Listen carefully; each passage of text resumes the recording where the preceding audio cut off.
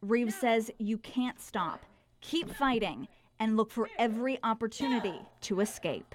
Throw another punch, throw a knee, throw a kick, whatever it is that you have availability for, you want to make sure that you're making it count and you want to keep going.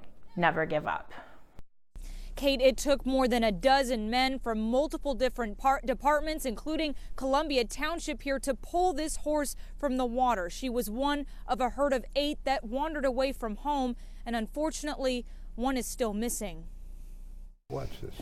She'll try to bite it, won't she? Come on. Russell Green gazes protectively over his adopted family, now safe and sound after terrifying moments the night before when they wandered away from home. Green believes someone carelessly left the gate open. He was able to quickly round up 6 of them in a field near his property. I hiked out there through the knee-deep snow with the grain and to a point where they came running to me. But 2 were still missing. Green's heart sunk when he learned one was spotted struggling for her life in a neighbor's pond 10 feet deep. Multiple fire crews were hard at work when Green arrived on scene. They were attaching straps to the horse. She just couldn't get out. They tried to help her out, but hoping she would get out on her own. Green entering the water himself to help.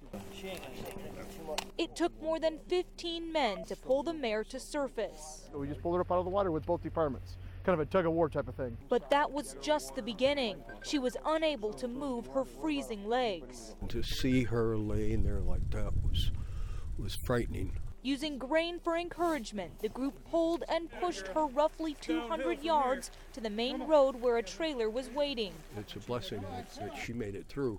Unfortunately, we think the other horse probably did not survive. Green says the horse still missing is mother to this baby boy. He thinks she may have fallen in the pond and never resurfaced. Green is grateful one horse did. I think part of why she survived is because they came from a really tough environment. Green and his wife rescued this herd from South Dakota, where they were few of hundreds about to be rounded up and auctioned off.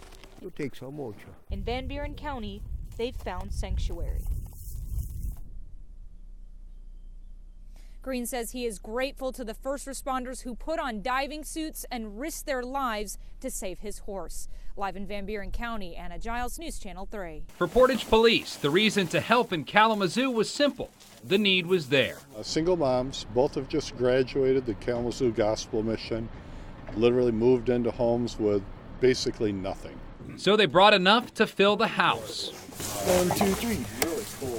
Box after box, bag after bag, delivering Christmas presents, food, decorations, and even beds for a mother and her 5 kids. 17, 15, 10, 7, and my daughter's 3. We were at the shelter for a little while. We got blessed with this house, and I really didn't have money this year to do Christmas for my kids, so I'm really thankful. Samantha Dean's daughter, Princess, may have been the most overwhelmed. She watched and helped, then watched some more, quietly taking everything in until she saw a present she couldn't wait for. Who's this? My baby. Yes, that's a baby. Yep. I'm just so overwhelmed. I'm very thankful. I'm used to being the one that helped everybody, and I'm not used to getting help like this, so it's kind of overwhelming. And a day they'll always remember. Oh, yes, for a long time. Yeah, it'll be a Christmas we'll never forget. It might surprise you to learn what Michigan State Trooper Lena Willichek says is the most dangerous part of her job.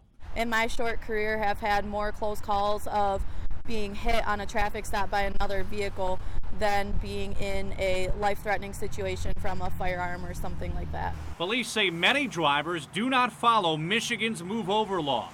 Under the law, if an emergency vehicle is on the side of the road, you're supposed to move over into another lane of traffic. If that's not possible, slow down. A vehicle passed in the left lane, failed to move over for me, and on our video showed their mirror of their vehicle was about 3 inches from my arm. We spent an afternoon with Trooper Willichek while she was patrolling Interstate 94 in Kalamazoo County. What we saw grabbed our attention. This traffic stop starts out fine. Cars are moving over, following the law, but then the rule following stops. Our cameras caught 1, 2, 3, 4, 5, 6, 7, 8, 9 cars not moving over for Trooper Willichek. In many of the cases, there was plenty of room to move over. That car right there that went by you. Black one, that's supposed to move over, right? Yeah, absolutely. They had space in that center lane to move over. And to me, it didn't look like they'd slowed down at all. The next traffic stop, again, we found plenty of cars following the law until an SUV blows right past Trooper Willichek. The vehicle's so close, you can see she turns and stares. Into her police car we go, and Trooper Willichek tracks down the SUV. I issued a citation for lane use. The driver wasn't happy about it. She told you to shut up and go away. Yeah. And while dealing with that angry driver, another car flies past without moving over. When you feel your life threatened, it of course makes you nervous. Trooper Willichek told us the majority of drivers she pulls over for not moving over say they were not going to hit her. But she says many drivers aren't giving themselves enough margin for error, something our cameras witnessed happening over and over again.